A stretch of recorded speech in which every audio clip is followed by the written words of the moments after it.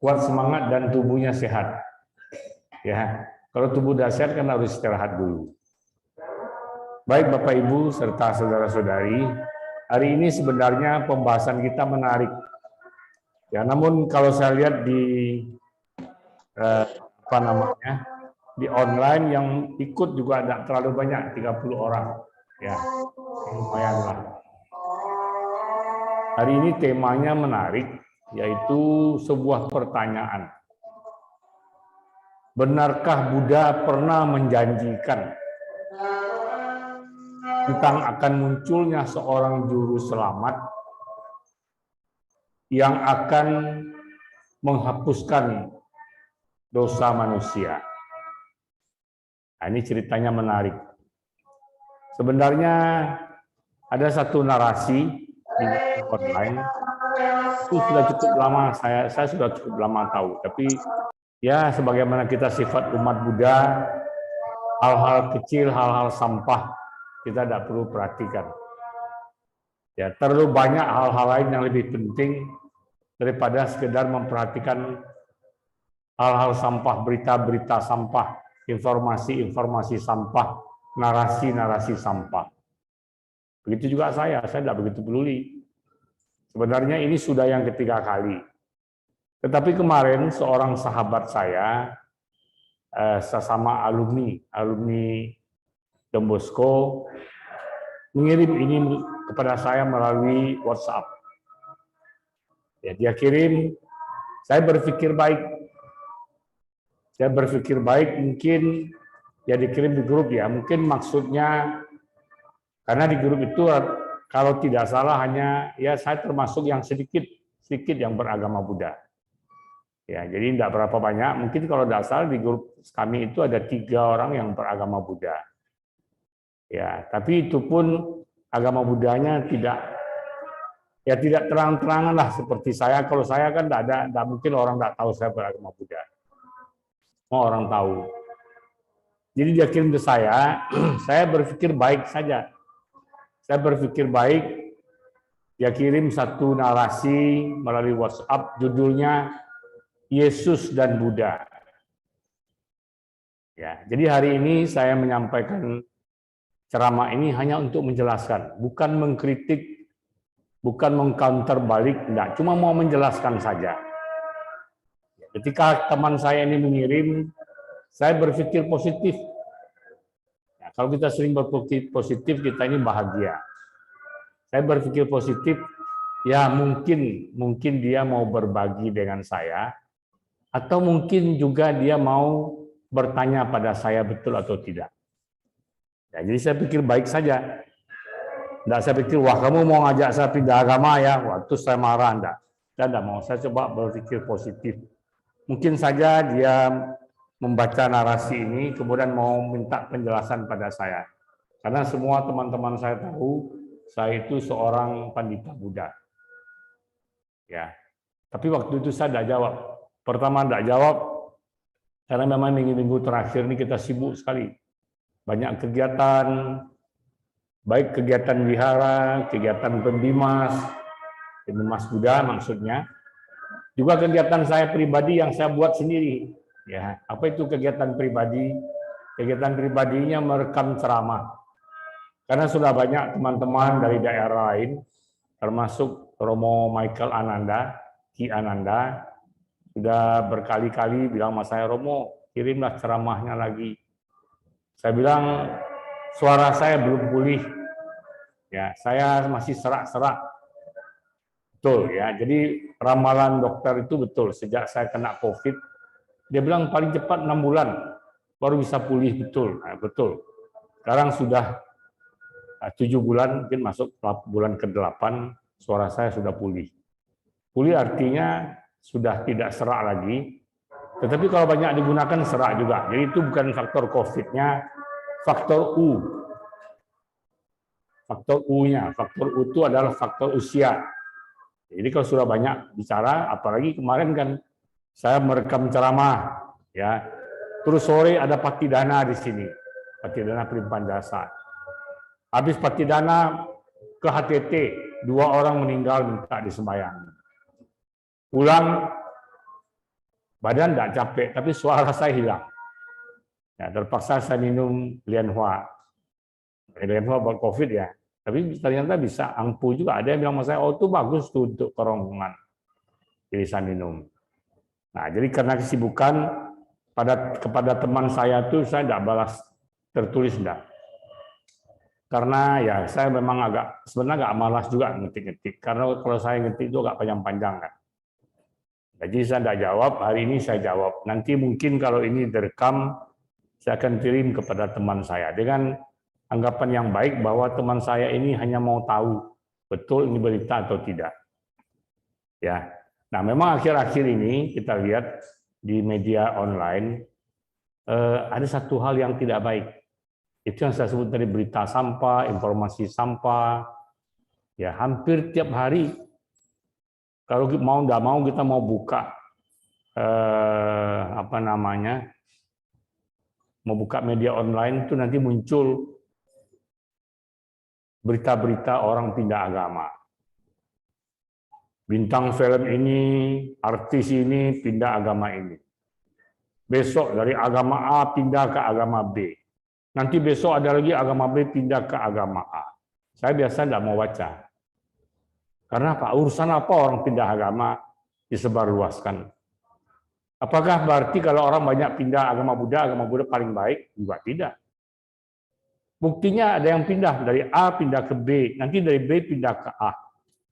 Kita berita-berita begitu yang kita sebarkan kan menimbulkan ketidaknyamanan. Ya, tapi itulah berkembang sekarang. Kalau masuk lebih mendalam lagi ke YouTube, waktu saling mencaci. Yang satu mencaci yang agama A mencaci agama B mencaci agama A. Untung sampai saat ini belum ada umat Buddha yang begitu. Belum ada dari agama Buddha mencaci agama lain. Kalau agama Buddha dicaci sering, tapi saya tidak membalas.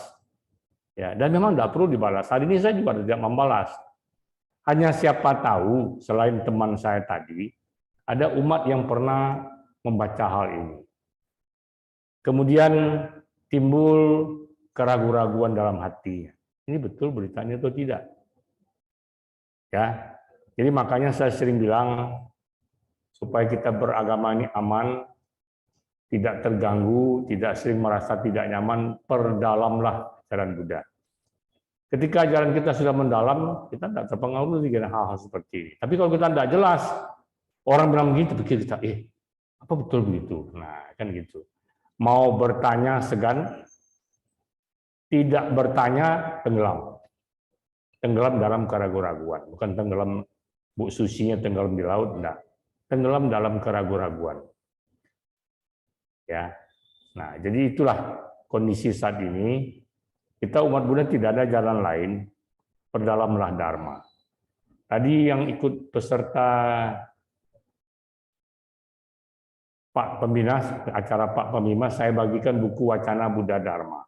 Tapi bukan berarti yang itu saja. Ya, Bu Aitin yang tidak ikut, Bu Ango boleh.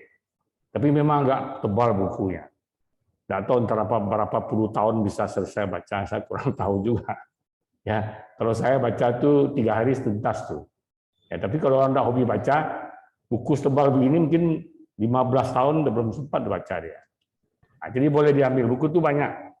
Ya, saya minta dulu hanya 20.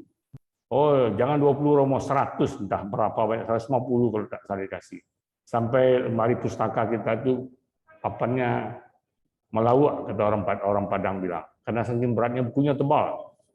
Jadi kalau yang hobi membaca, silakan ambil. Ya, jadi kembali pada cerita tadi, apa narasi yang berkembang tadi, mungkin Bapak Ibu ada pernah dengar juga. Tapi itulah kadang-kadang kita tidak peduli, cuek, kita tidak tanyakan. Sementara kita sini tidak tahu apa itu benar atau tidak. Ya, jadi narasi ini judulnya Yesus dan Buddha. Saya yakin ini bukan dibuat oleh institusi resmi. Bukan institusi resmi Kristen, bukan juga institusi resmi Katolik. Ini dibuat orang-orang yang iseng. Biasanya kalau orang-orang yang pengetahuan dharmanya mendalam, dia tidak akan lakukan seperti ini. Ini biasanya kalau orang kata kasar kecoa-kecoa yang pengetahuannya agak dangkal-dangkal, nah dia suka model-model begini nih. Ya, sudah nanti orang ribut, nah dia sembunyi. Ya, kalau orang yang pengetahuan agama mendalam, tidak mungkin dia ceritakan begini. Nah, mungkin saja maksudnya menyebarkan ini supaya umat Buddha itu ramai-ramai pindah agama. Saya kadang-kadang ketawa saja. Agama itu sudah ribuan tahun.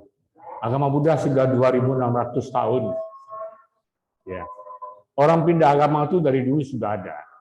Kalau kita berpikir semua orang menjadi agama kita, itu pemikiran yang sangat bodoh.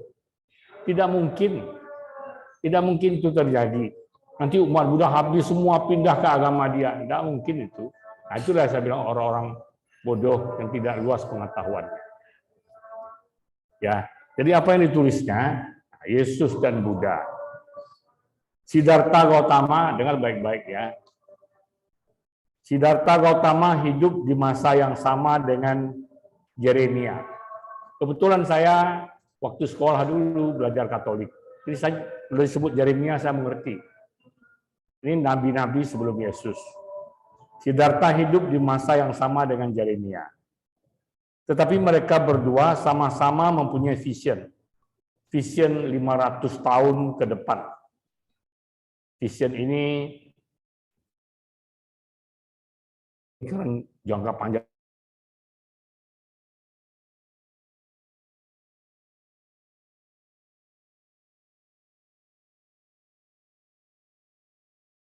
Kelahiran Yesus, tetapi dia punya visi yang sama.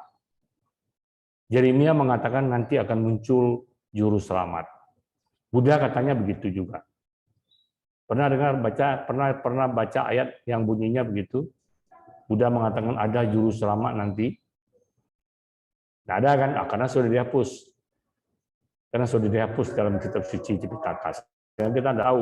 Nah, orang yang buat ini dia membuktikan bahwa Buddha pernah begitu. Nanti kita lihat. Di salah satu kitab suci agama Buddha yang tertulis di tembok wihara di Chiang Mai, terpahat tentang hal itu. Bukan dalam kitab suci ini tidak ketemu. Ya, di wihara di Chiang Mai ada sebuah wihara. Kalau di Chiang Mai itu, kalau di Thailand itu wihara itu seperti masjid. Coba kalau saya bilang di sebuah masjid di Padang Panjang, banyak kan, banyak sekali. Nah, begitulah Chiang Mai. Kalau memang betul ada, sebutlah wihara itu di Chiang Mai. Ini wihara di Chiang Mai mungkin ratusan wihara di daerah Chiang Mai. Chiang Mai Thailand itu luas. Ya, banyak wihara. Kalau di Thailand itu tidak heran lagi, di mana-mana ada wihara. Sama seperti di Indonesia kan mayoritas Islam, di mana-mana banyak masjid. Itu biasa.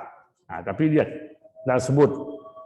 Nah, tertulisnya bukan dalam kitab suci, tetapi di tembok wihara di Chiang Mai. Terpahat tentang ramalan Buddha tadi.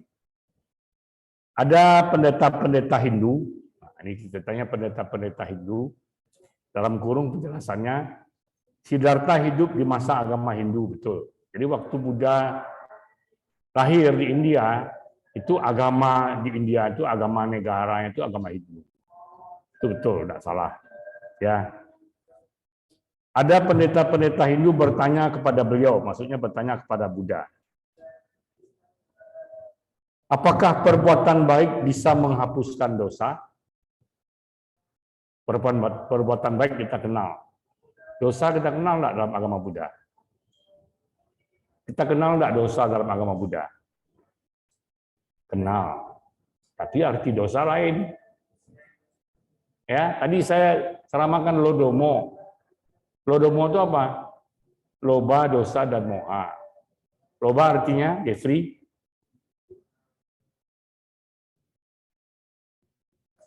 loba artinya keserakahan. Dosa artinya, nah ini anak sekolah, dosa kamu baju biru, baju hijau.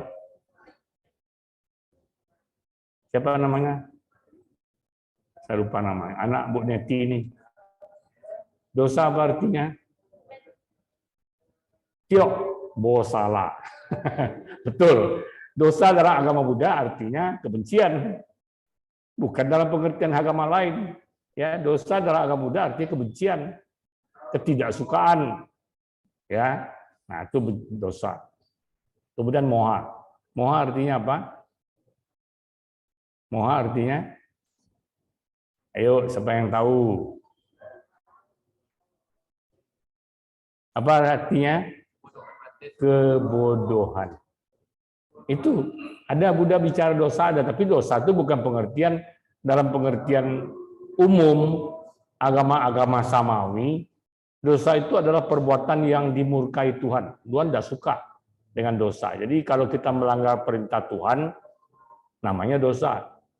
Tapi dalam agama Buddha, dosa itu kebencian.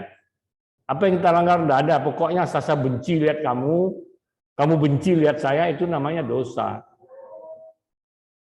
Ya, nah, jadi di sini dikatakan pendeta Hindu itu tanya pada Buddha, apakah perbuatan baik bisa menghapuskan dosa? Dalam agama Buddha tidak ada konsep pertama dosa itu tidak ada, istilah dalam agama Buddha dosa itu tidak ada. Dosa itu adalah kebencian. Apakah perbuatan baik bisa dihapuskan dengan kebencian, menghapuskan kebencian? Jawabannya tidak. Ya. Kemudian Buddha menjawab, Siddhartha menjawab, dosa tidak bisa dihapuskan dengan perbuatan baik. Betul? Betul. Dalam agama Buddha tidak ada penghapusan dosa, tidak ada pengampunan dosa, tidak ada.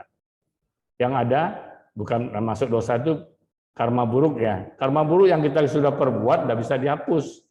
Tidak ada tip X-nya. Tidak ada penghapusnya, erasernya, tidak ada. Jadi bagaimana? Coba jawab, ini sudah sering saya uraikan. Kalau kita sudah berbuat yang tidak baik, bagaimana caranya kita diampunkan? Tidak bisa, dihapuskan tidak bisa. Yang bisa apa? Diperbaiki. Nah, itulah ya, Yosef Paucan kemarin bertobat. menyadari kita bersalah, mengaku kita bersalah, dan bertekad untuk memperbaiki hidup kita. Tidak mengulangi kesalahan yang sama, kemudian hidup baru yang lebih sesuai dengan ajaran Buddha. Nah, itu cara Buddha. Tidak ada upacara, nanti ada ceramah saya mengenai itu. Tidak ada upacara ritual yang bisa menghapuskan kesalahan kita, tidak ada. Tetapi bukan berarti tetap bersalah begitu, bisa diperbaiki. Kalau kita sudah sadar kita salah, kita bertobat, artinya berjanji untuk tidak mengulangi kesalahan yang sama, kemudian bertekad untuk transformasi diri, merubah kelakuan kita menjadi lebih baik, tidak mengulangi kesalahan yang sama, dan kemudian lebih mempraktikkan ajaran Buddha dalam kehidupan kita sehari-hari. Itu caranya. Jadi kalau kita, siapa manusia tidak bersalah betul, semua orang bisa bersalah, bisa melakukan kesalahan, bisa melakukan kejahatan, kita sadari atau tidak kita sadari. Tidak usah takut. Begitu kita sadar kita salah, bertekad untuk memperbaiki diri. Tidak mengulangi kesalahan yang sama, kemudian hidup sesuai dengan Buddha Dharma, ajaran Buddha. Karma-karma buruk yang pernah kita lakukan itu bisa tertutupi. Ya, itu konsep Buddha. Jadi Buddha jawab di sini katanya, dosa tidak bisa dihapus dengan perbuatan baik. Nah, ini kan penggunaan bahasanya sudah beda. Ya, tidak bisa dihapus dengan perbuatan baik. Itu hanya mengubah kamu lebih baik statusnya saat dilahirkan di bumi. Jadi kalau kita melakukan dosa, ya kita buat perbuatan baik itu hanya memperbaiki status kita. Statusnya artinya kalau lahir lagi kita lahir dalam kondisi yang lebih baik. Itu betul. Ya, itu yang memperbaiki karma. Tetapi tetap kamu akan jatuh. Tetapi tetap kamu akan jauh dari pintu surga. Ini tidak sama dengan konsep agama Buddha. Konsep agama Buddha bukan surga. Surga itu kecil. Dalam agama Buddha, surga itu kecil, tidak sesuatu yang istimewa. Habis baterai.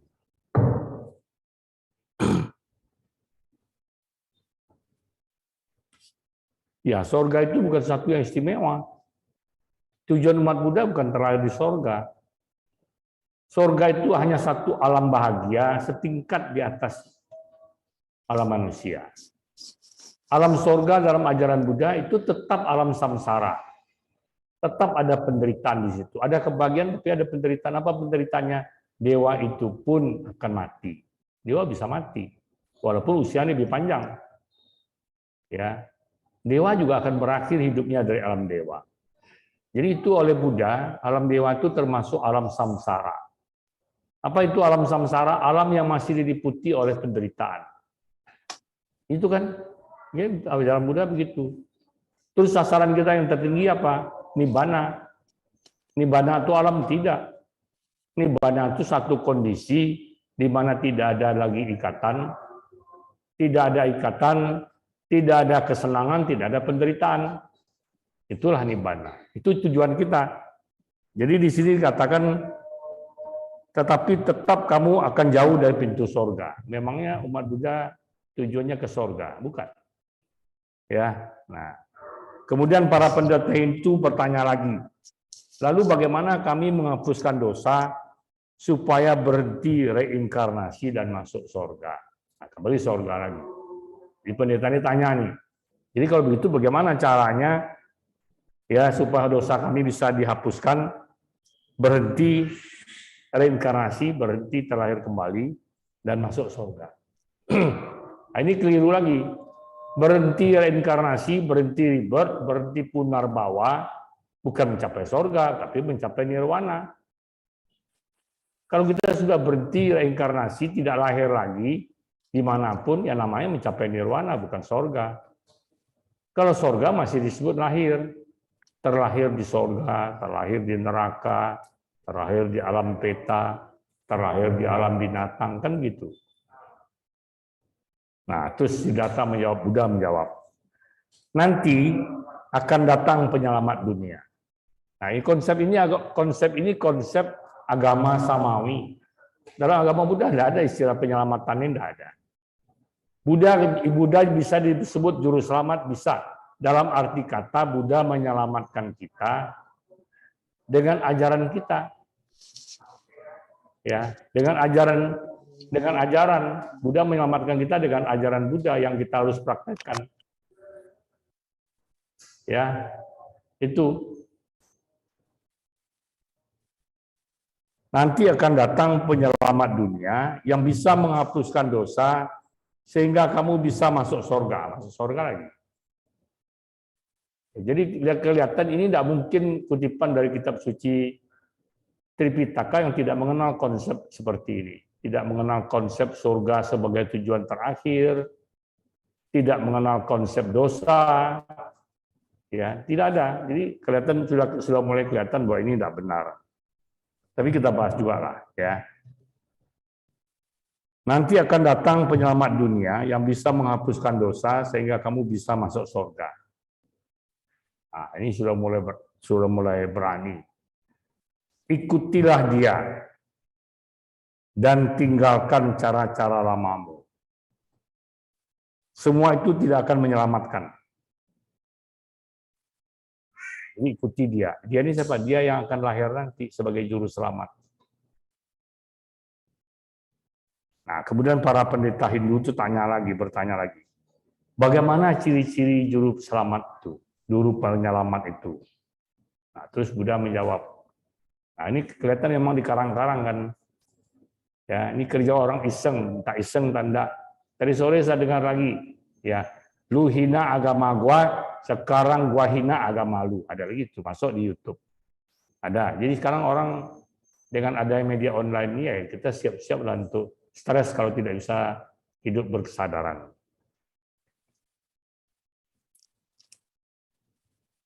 Pendeta itu bertanya lagi, bagaimana ciri-ciri penyelamat itu? Nah, Buddha jawab lagi.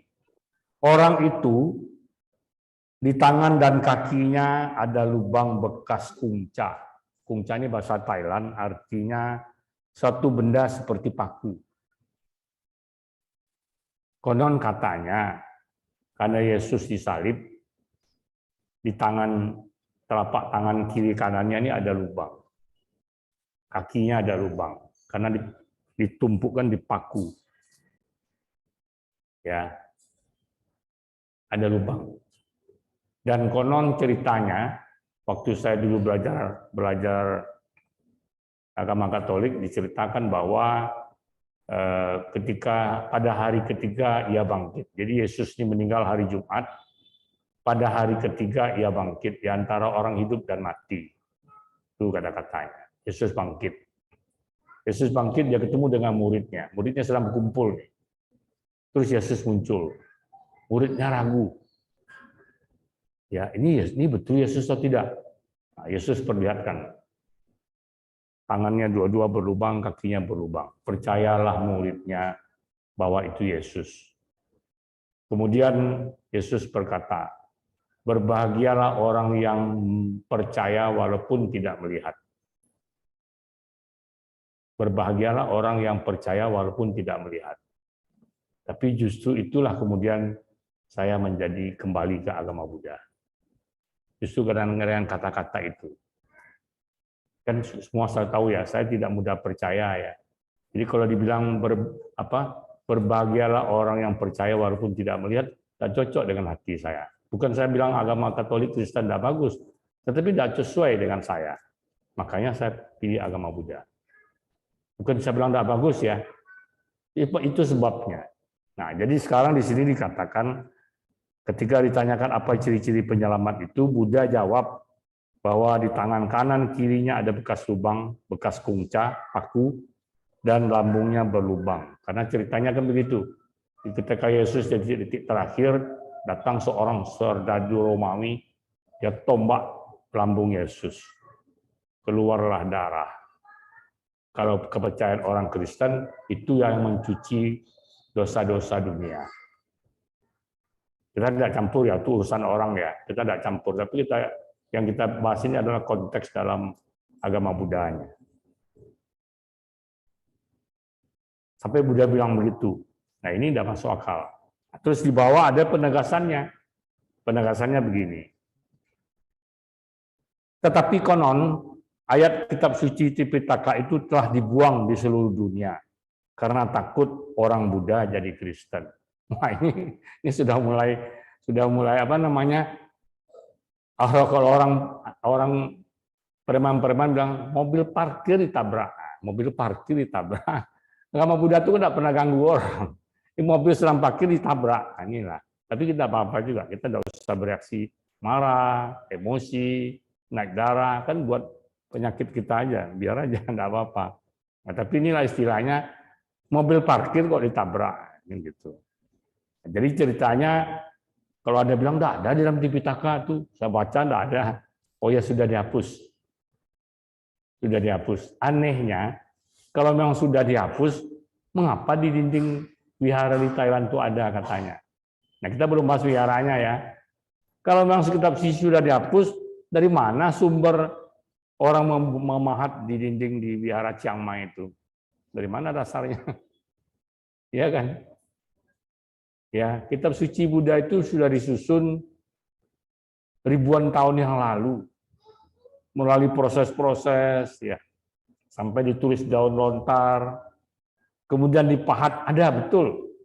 Kitab suci Tipitaka ini dipahat di dinding sebuah wihara, justru di Myanmar. Itu ada namanya Pagoda Kutadao. Pagoda Kutadao itu di Myanmar, nanti satu saat kalau sudah selesai COVID, kita boleh jalan-jalan di sana. Itu ada Bukit Mandalay, di kaki bukit itu, di kaki Bukit Mandalay itu, ya, ada sebuah pagoda. Pagoda wihara Buddha namanya wihara atau pagoda Kutadao. Di situ betul ada. Jadi lempengan-lempengan marmer semuanya dipahat di sana kitab suci ajaran Buddha. Dalam sejarah itu yang tercatat. Ya, itu pun tercatat di Myanmar, bukan di Thailand. Pertama kali kitab suci Buddha ditulis, itu bukan menggunakan kertas, tapi menggunakan daun lontar. Sampai sekarang konon katanya ada disimpan. Ya, kitab suci pertama daun lontar, tahu kita tahu daun lontar di sini? Tahu ya? Bukan daun lontar, kalau orang Padang itu batang lontar itu bukan itu. Batang lontar itu kalau bahasa Indonesia betul batang beluntas. Beluntas itu daun kecil-kecil, agak bau.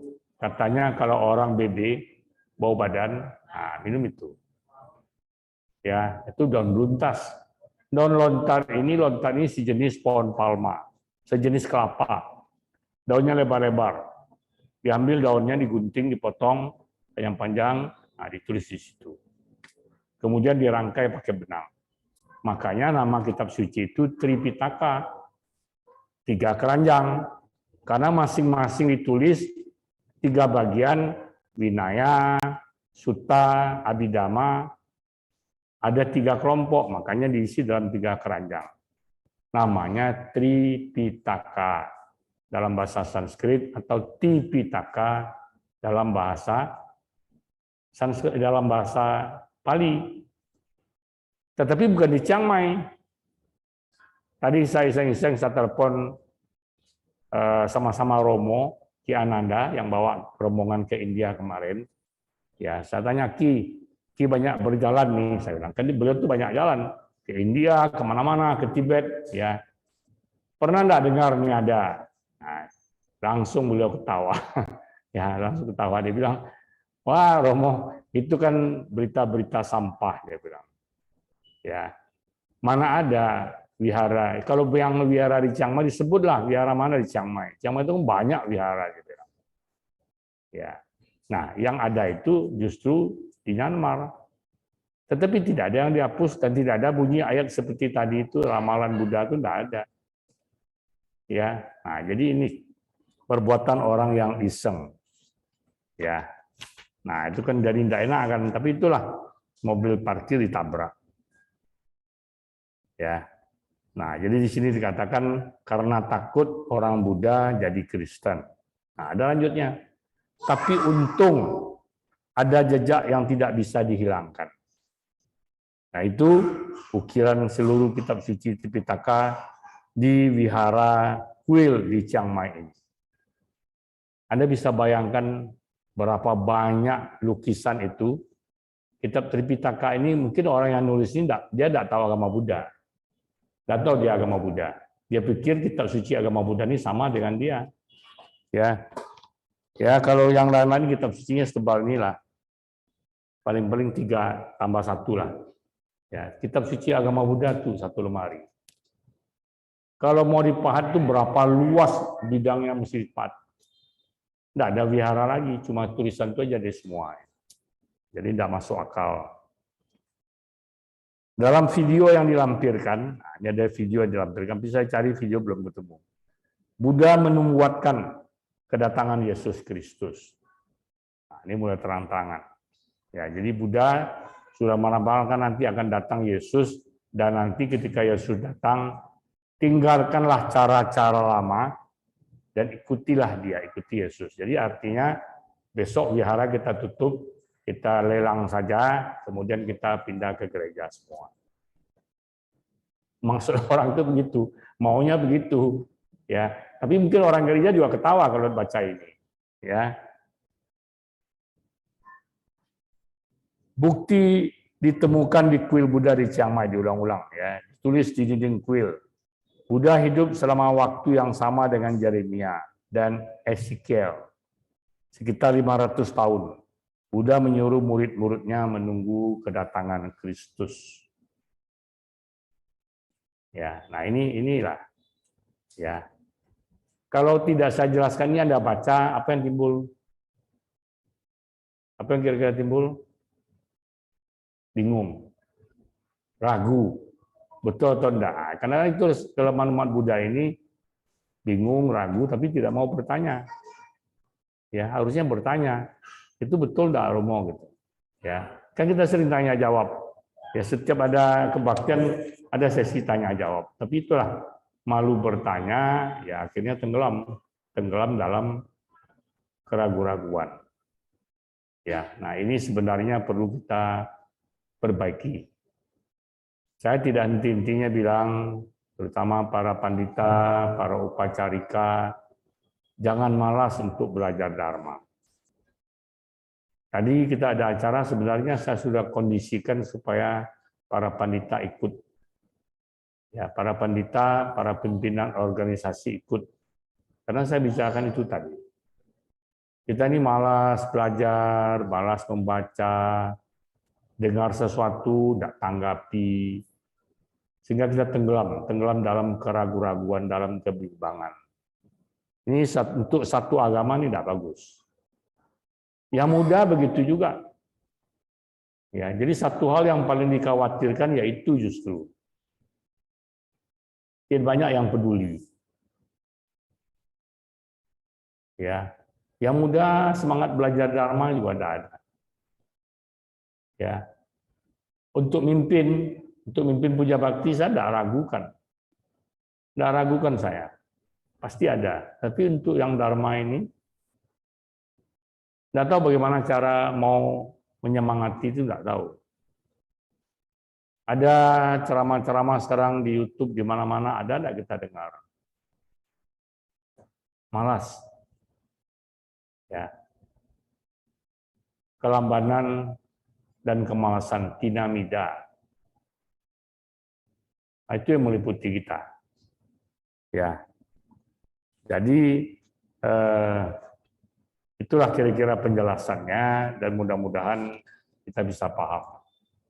Ya, jadi berita itu sebenarnya berita sampah, informasi sampah yang sengaja dibuat orang untuk mempengaruhi umat Buddha. Tetapi yang jelas yang buat ini adalah orang yang tidak berpengetahuan.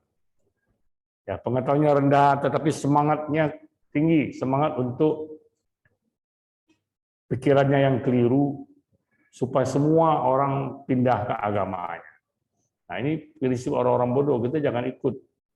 Ya, di dalam ajaran Buddha, kalau ada orang pindah agama, kita tidak permasalahkan. Kenapa? Itu kan urusan pribadi orang itu. Orang mau pindah, mau masuk agama Buddha, mau keluar agama Buddha, untuk apa kita expose?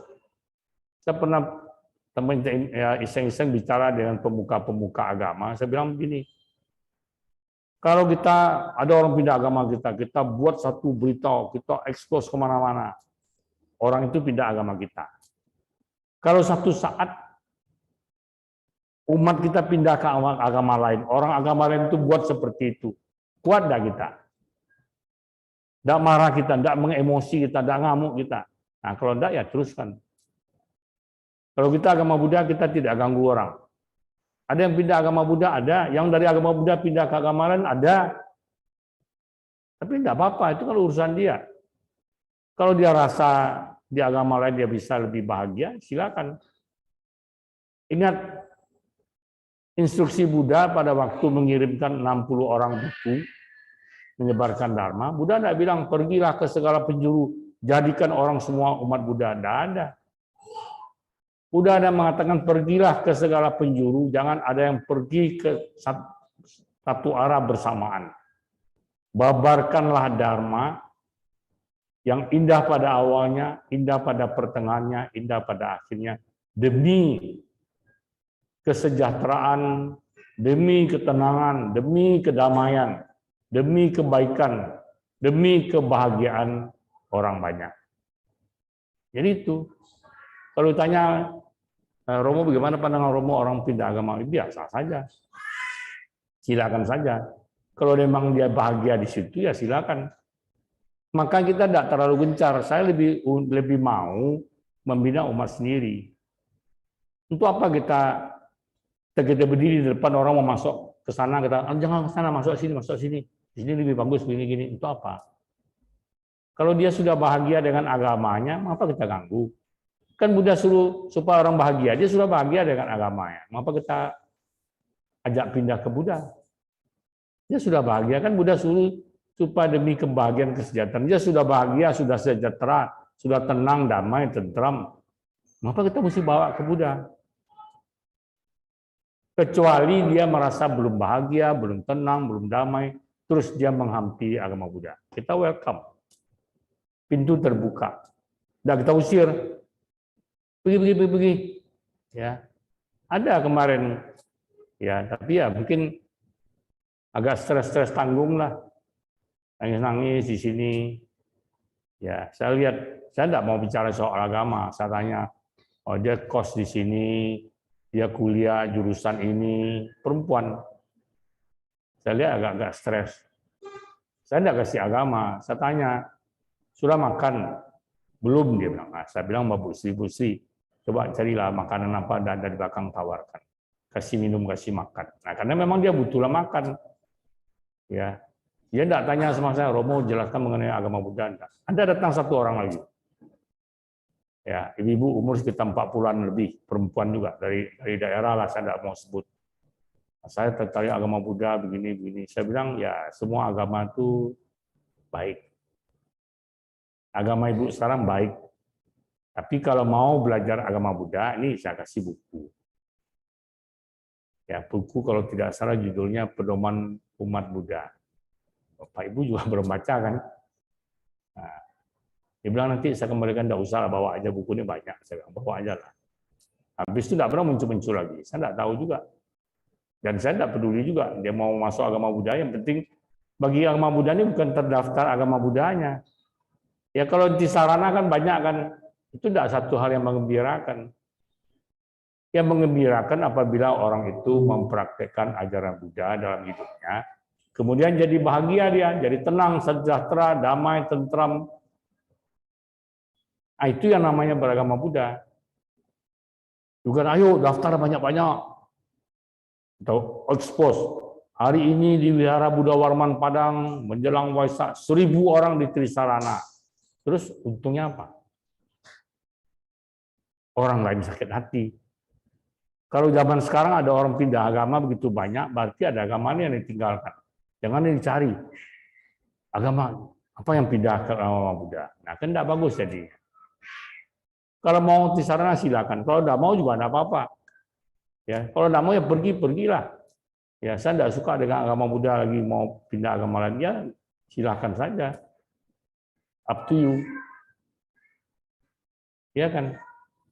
Nah, begitulah pandangan agama Buddha. Jadi berita-berita seperti ini banyak. Saya berharap umat Buddha jangan sampai terlibat dalam hal-hal seperti ini. Tetapi mengambil hikmah dari kejadian-kejadian ini, ada satu hal yang perlu kita camkan baik-baik.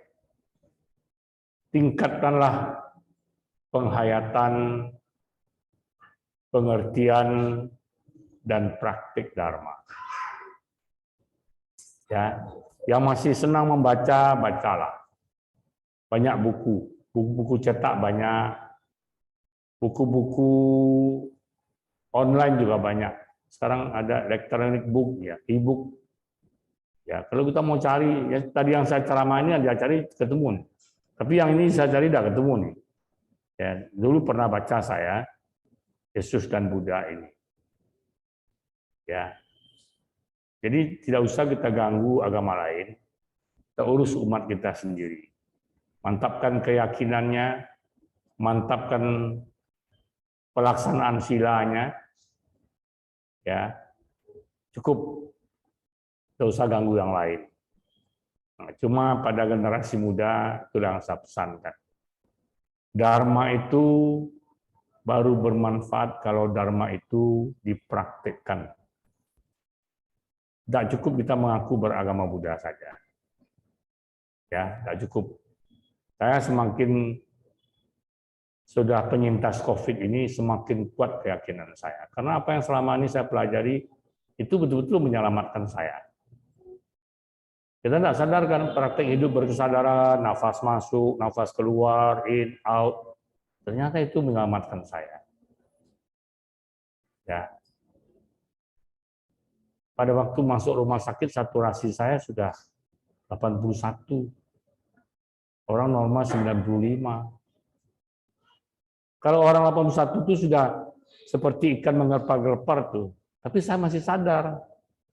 Hilang, sadar lagi. Semua saya tahu. Suster tuh mau ambil darah saya bilang, "Suster, saya ini termasuk manusia langka." "Apa begitu, Pak?" Dia bilang. "Karena pembuluh darah saya ini susah. Saya sering ambil darah di labor, berulang-ulang kali tusuk sana, tusuk sini, tusuk sana, tusuk sini, susah cari. Padahal saya tidak gemuk sekali kan. Biasa orang gemuk kan tersembunyi, lemaknya tebal, saya tidak gemuk. Ya, dicari di sini, tusuk, sakit. Kemudian maaf Pak, tidak dapat Pak, dia gerak-gerakkan. Bayangkan aja jarum semua masuk digerak-gerakkan, sakit. Tapi kalau kita mau berobat kan diam saja. Tidak berhasil Pak, pindah lagi ke sini, pindah lagi ke sini. Di rumah sakit begitu. Ya, dari sini, kaki sampai di sini ya. Kalau tidak berhasil Pak, diserang tangan. Tahu diserang tangan kan? Waduh, saya pikir hari kali itu janganlah, saya bilang. Wah, diserang tangan, ditusuk, wah. Akhirnya untunglah di kaki dapat. Nah, itu. Jadi saya sadar terus. Ya, saya sadar orang di sebelah saya menghembuskan nafas terakhir, sadar waktu di ICU, waktu di ruangan pemulihan, ya 2 orang meninggal di sebelah saya. Ya, saya berbaring dengan mayat berjam-jam. Karena kalau meninggal malam tidak dikerjakan, cuma dia doakan, ada perawat. Nah, itulah kita banyak belajar. Jadi orang meninggal, perawat itu bilang, "Maaf ya Bu, kalau ada salah-salah kami dalam merawat Ibu, maafkan." Orang sudah meninggal dia ngomong begitu. Bagus kan, bagus. Agama apa dia? Agama Islam. Ya kan, dia minta maaf. Kalau ada salah-salah kami dalam merawat Ibu, mohon dimaafkan. Ada satu perawat lagi, meninggal bapak itu, anaknya belum boleh masuk kan. Ngaji dia, mendoa dia di mayat. Baik itulah saya baru tahu bahwa berat kerja perawat. Jangan bilang enteng, apalagi waktu COVID. Mereka pakai baju APD itu kan panas, berdoa, ngaji dia. Nah itu. Ya, jadi ternyata ajaran Buddha itu memang menyelamatkan kita. Kalau orang tanya ngapa Romo bisa selamat Romo, itu salah satunya karena ajaran Buddha. Hidup berkesadaran, banyak berbuat kebaikan, ya kan, karma baik yang menyelamatkan. Kalau enggak ada Romo Sudharma lagi kan. Yang ada di rumah Abu, ya fotonya atau sincunya. Nah itu ya. Baik Bapak Ibu serta saudara-saudari yang terkasih di dalam Dharma, silakan kalau ada yang mau bertanya. Kita buka sesi tanya jawab. Masih ada waktu kira-kira 10 minutes, 10 menit, ya. Nah, ini katanya suara tidak kecil ya. Mungkin mic-nya tidak hidup tadi ya. Nah, ini sudah jelas suara. Ini Pak Stephen Kanegara. Maaf, suara Romo kecil, mungkin mic-nya tidak hidup. Nah, 31 alam, ini suara ini siapa nih? Ada yang mau bertanya? Silakan kalau ada yang mau bertanya. 26 alam surga di Buddhis, mana yang mau dipilih? Oh, ini Romo Agustan ini bertanya atau menjelaskan nih? Ya. 26 alam surga, bukan alam surga dan alam Brahma. Nah, itu ada, memang di dalam ajaran Buddha ada. Ada alam surga, alam Brahma, tapi itu bukan tujuan akhir kita. Ya. Siapa yang mau lahir sebagai dewa? Saya tahu caranya. Ya, mau lahir sebagai dewa, jalankan sila, cukup 5 sila. 5 sila, gemar berdana, selalu berbuat kebaikan. Sila kan cuma menghindar, berbuat kebaikan. Ya, berdana, fangseng, pokoknya baik-baiklah. Nah, nanti meninggal lahir di surga. Gampang. Ya, makin baik makin tinggi surga. Makin tinggi surga makin panjang umurnya. Ya, jadi kalau digambarkan kalau tidak salah di surga Tusita, 1 hari 1 malam di surga Tusita itu dari pagi sampai malam, itu di bumi kita sudah 500 tahun. Jadi kalau di alam Tusita itu Buddha baru 5 hari yang lalu wafat. Kita sudah 2600 tahun yang lalu. Ya kan? Nah itu. Ya, mau lahir di surga mudah. Apalagi lahir di neraka. Ya, mau lahir di neraka gampang. Ya. Sakiti orang tua. Nah, nanti lahir di neraka. Ketemu dengan bintang film, katanya bintang film banyak di neraka. Tapi kita nggak tahu juga. Nggak tahu juga. Jangan-jangan romo-romo banyak di neraka juga. Iya kan? Nah, itu. Ada yang tanya. Apa pertanyaan tolong dibacakan? Ini Hendrik nih. Nah, kenapa di ajaran Buddha ada konsep timbal lahir? Kalau di lain langsung menetap di rumah Bapak, nggak lahir-lahir lagi. Wah, ini nggak ngerti saya.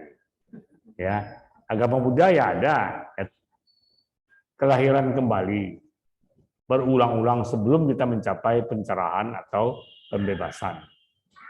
Nah, kalau lahir di rumah Bapak, saya nggak tahu. Rumah Bapak saya nggak ada, karena dulu waktu itu tinggal tanah kongsi sewa sama tuan tanah. Nggak ada rumah.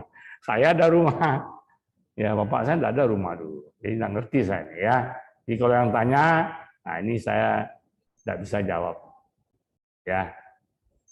Jalan Buddha mengapa ada konsep timbal lahir? Tanya sama Buddha. Ya, karena Buddha melihat fenomena alam semesta, kemudian Buddha ajarkan itu tidak diciptakan Buddha juga. Buddha tidak pernah menciptakan satu hukum atau ajaran pun.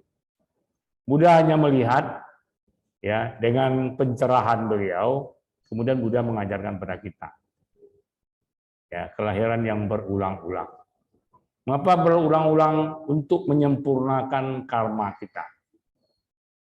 Ya, jadi karma kita ini harus disempurnakan, memperbaiki diri, sehingga pada akhirnya kita terbebas dari semua penderitaan, dari semua ikatan, dan mencapai apa yang dikatakan satu kondisi yang disebut sebagai nirwana atau nibbana. Ya, pokoknya agama Buddha ini agak susah agama Buddha ini dilecehkan, karena banyak orang yang nggak tahu. Banyak orang nggak tahu tentang agama Buddha, dianggap sama aja dengan agama lain. Nah, kan tadi bukti kan, dosa lah, dihapuskan lah. Padahal konsep itu tidak ada dalam ajaran Buddha. Jadi kalau orang baca, orang ketawa aja langsung. Yang mengerti Dharma dia ketawa aja. Ini tidak ada sama sekali konsepnya dalam ajaran Buddha. Bagaimana dikatakan Buddha mengatakan, ya kan? Nah itu, ya. Yang hadir di sini ada mau bertanya? Silakan kalau ada. Tadi satu sudah saya jawab. Kenapa di ajaran Buddha ada konsep tumbuh lahir? Kalau di lain langsung menetap di rumah bapak, tidak lahir-lahir lagi. Nah itu kan kalau mengapa di ajaran Buddha ada tumbuh lahir, ya memang Buddha melihat memang fenomena itu begitu. Ya kan? Nah kemudian kalau yang lain itu langsung menetap di rumah bapak, tidak tahu, tanya sama mereka yang tahu. Kalau saya ngomong nanti kan tidak bagus. Saya tidak penganut agamanya. Nanti bilang lagi pelecehan agama, kena lagi pasal-pasal kan. Nah, nanti tidak ada yang ceramah lagi di sini. Ya, masuk kandang Situmbin. Tadi saya tanya sama istri Pak Bebimas, Bu, tahu kandang Situmbin, Bu? Tidak tahu dia. Nah, kandang Situmbin itu salah. Ya, kalau orang Padang ngerti tuh, kandang Situmbin itu penjara. Nah, dari dulu bilang kalau kandang Situmbin, masuk kandang Situmbin baru tahu. Ya. Itu ya, dari kandang Situmbin itu penjara. Silakan kalau ada, ini yang ikut lumayan banyak, 35 orang. Ada lagi yang mau bertanya? Silakan.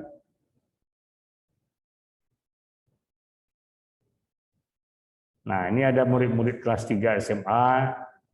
Ya, kemarin saya sempat marah, ya, tapi sekarang saya sudah maafkan. Ya, anak-anak kelas 3, tolong dengar. Ini ada beberapa.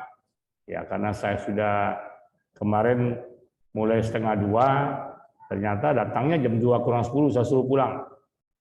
Kan sudah lama tidak ketemu kan, belum pernah lihat saya marah kan, mana saya marah, pulang saya bilang. Pulang kamu, tidak usah belajar, terlambat, kaget. Lama tidak lihat Romo marah, malam marah. Nah, ini saya sudah maafkan, jadi minggu depan Anda hadir pada puja bakti remaja. Minggu siang ya, nanti kita akan adakan lagi persiapan untuk menghadapi Pusek Agama Buddha. Silakan kalau ada yang lain. Nah ini Romo Wisnu Haryanto. Dari mana Romo? Romo saya sangat setuju. Ya ini Romo saya sangat setuju. Bentar ya.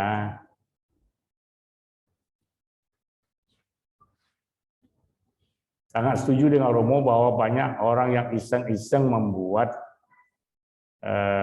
cerita-cerita bahwa Buddha minta umatnya supaya memuja Tuhan, agama lain, dan kebanyakan umat Buddha hanya diam saja. Mungkin terlalu low profile. Menurut Romo, apakah sifat low profile seperti ini bagus, Romo? Tidak bagus. Ketika ada orang mengatakan tidak benar tentang ajaran Buddha, jangan marah, jangan emosi. Tetapi bukan berarti diam. Seperti saya sekarang, saya tidak marah, saya tidak emosi. Tapi saya harus menjelaskan. Setiap umat Buddha harus menjelaskan ketika agama Buddha disalah pengertikan oleh orang lain. Harus kita jelaskan.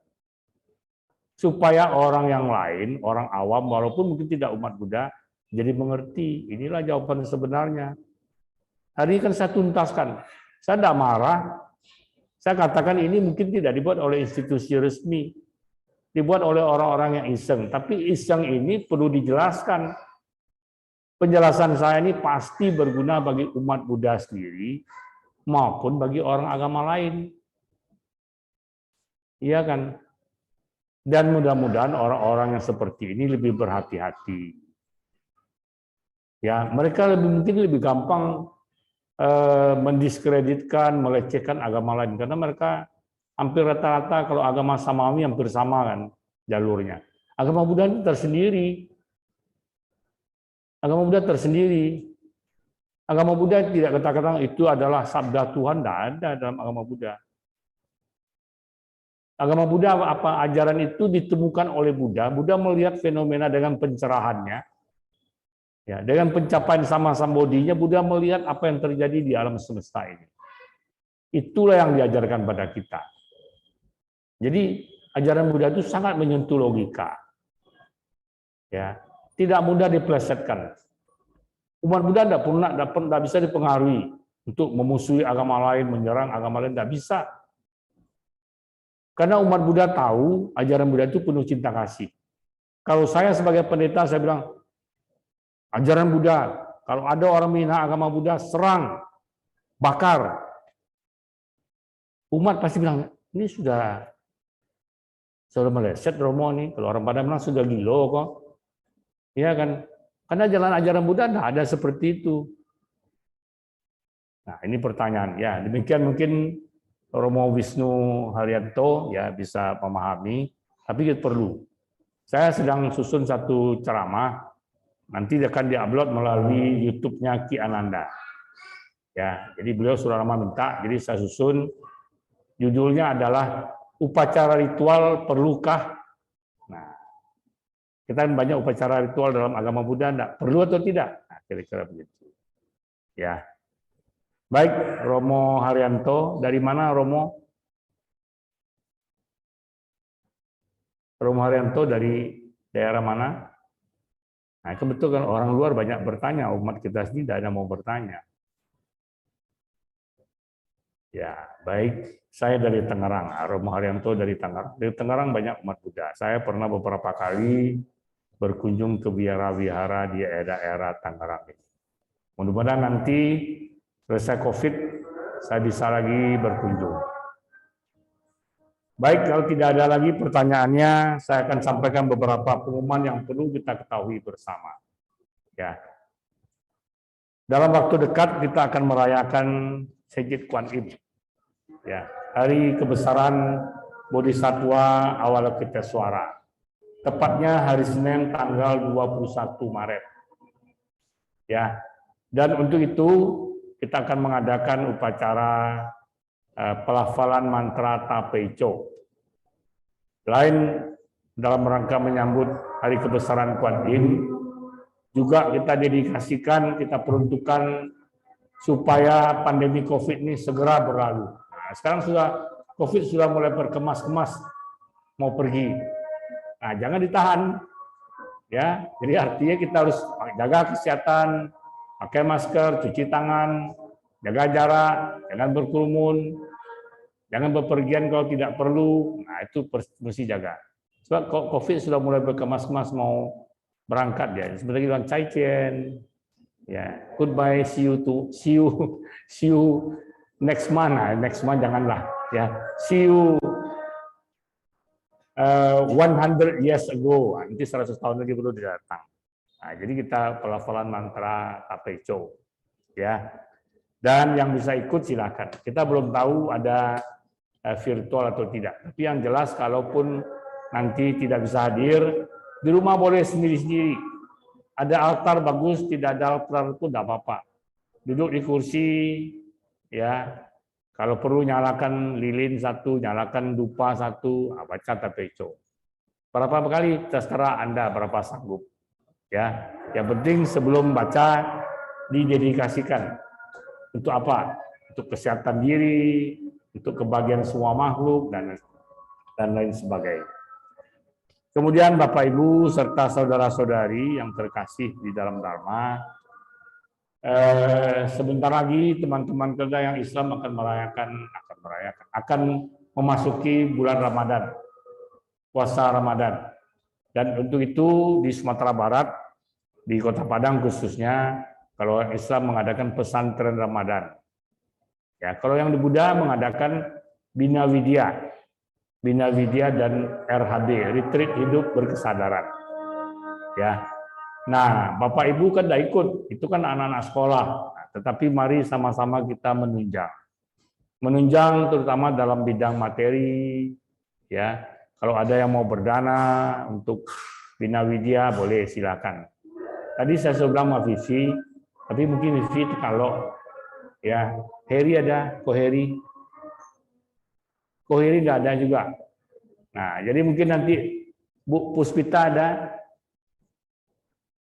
Bu Esri ada, Puspita mana? Tekalok juga. Nah, Tekalok juga. Ya, karena banyak orang capek Tekalok. Ya. Nah, jadi nanti yang mau berdana silahkan. Kali ini kita akan lihat situasi kondisi selanjutnya, apakah seperti tahun lalu full online, tapi tahun sekarang mungkin kita adakan secara hybrid. Ada online-nya, ada offline-nya. Nah, nanti bila offline, tentu anak-anak makan di sini. Boleh saja, tetapi tetap jaga jarak. Yang masak jaga kesehatan, jaga kebersihan, yang makan pun jaga kesehatan, jaga kebersihan. Pasti aman. Ya, jadi nanti kita lihat jadwalnya belum, tapi nanti mungkin Pak Jum bisa ingatkan saya, kita segera mengadakan rapat untuk sekolah, untuk Bina Widya dan Literate Hidup Berkesadaran. Dan jangan lupa juga bahwa Waisak sudah menjelang. Kalau tidak salah, Waisak kita nanti tanggal 16 Mei. Nah, siapkan acara-acara, tadi Muda Budi sudah rapat, saya juga sudah sampaikan ke ibu-ibu, Wanita Buddhis Vihara, Wanita Buddhis Indonesia. Kali ini mari kita rayakan Waisak secara lebih semarak lagi.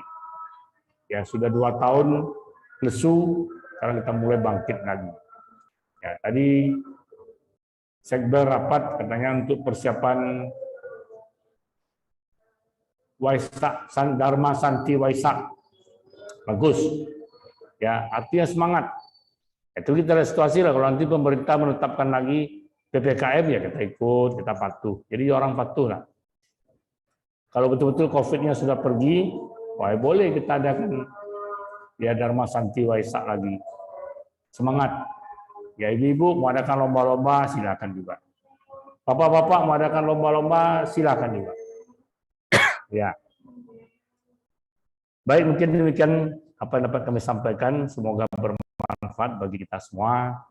Selamat malam. Namo Sang Hyang Adi Budaya. Namo Buddhaya.